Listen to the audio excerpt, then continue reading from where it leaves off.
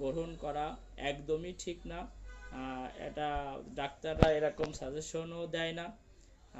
Suppository কখন ব্যবহার করতে হয় এবং সিরাপ কখন খাওয়াতে হয় এই বিষয়টা আপনাদের সামনে একটু উঠায় ধরলাম। সেটা হলো আপনার বাচ্চা মুখে খাচ্ছে না, অর্থাৎ খাওয়ালে তার বারবার বমি হয়ে যাচ্ছে, সে সিরাপ খেতে পারছে না, এমত অবস্থায় আপনি সাপোজিটরি ব্যবহার করতে পারেন। সেই বাচ্চার বয়স এবং তার ওজন অনুযায়ী যে ডোজটা আসে সেইভাবে আপনি সাপোজিটরি ব্যবহার করতে পারেন। আর যদি আপনার বাচ্চা মুখে খাচ্ছে, মুখে সে খাচ্ছে, এখন আপনি মুখেও প্যারাসিটামল সিরাপ খাওয়াইলেন, আবার সাপোজিটরি ব্যবহার করলেন, এটা বাচ্চার জন্য অনেক বেশি ক্ষতিকর হয়ে থাকে। বেশিরভাগ সময় ডাক্তাররা পরামর্শ দেয় রাতে সাপোজিটরি ব্যবহার করার জন্য। এটা কেন দেয় এটা আপনাদের বুঝতে হবে। এটা দেওয়ার মূল কারণ হলো অনেক সময় বাচ্চারা রাত্রে না খেয়ে ঘুমায় পড়ে, অর্থাৎ খালি পেটে আপনার সিরাপ খাওয়ানো ঠিক না, ওতে অ্যাসিডিটির সমস্যা হতে পারে। এই জন্য রাত্রে সাপোজিটরি ব্যবহারের কথা বলে থাকে। এই জন্য আপনারা রাত্রে সাপোজিটরি যদি ব্যবহার করেন তাহলে অবশ্যই সিরাপ আর খাওয়াবেন না।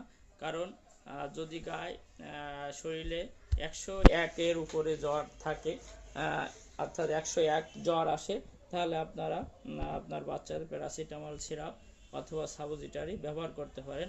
অবশ্যই মনে রাখবেন দুটো জিনিস একসাথে কখনোই করবেন না, যে আপনি সিরাপও খাইলেন মুখে আবার সাপোজিটরি দিলেন। আর সাপোজিটরি যত কম দিতে পারেন ততই ভালো, কারণ বাচ্চার যেহেতু সাপোজিটরি মলদ্বার দিয়ে দিতে হয়, এটা বাচ্চার জন্য অনেক সময় একটা ক্ষতির কারণ হয়ে যেতে পারে। এজন্য যদি মুখে যে বাচ্চা খায় তার সাপোজিটরি দেওয়ার কোনো প্রয়োজন আছে বলে আমি মনে করি না।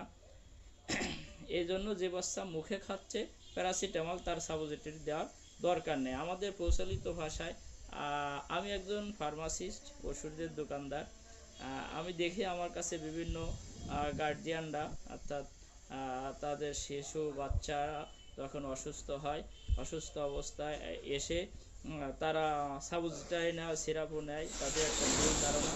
এই ভুল ধারণাটাকে ভেঙে দেওয়ার জন্য, তারা যাতে সংশোধন হয়ে যায়, এই সংশোধন করার জন্য আমার এই ভিডিওটি।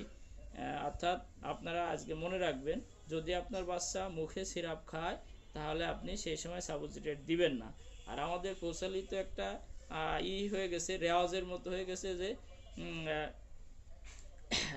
যে 101-এর উপর, অর্থাৎ 102 যদি জ্বর হয়ে যায়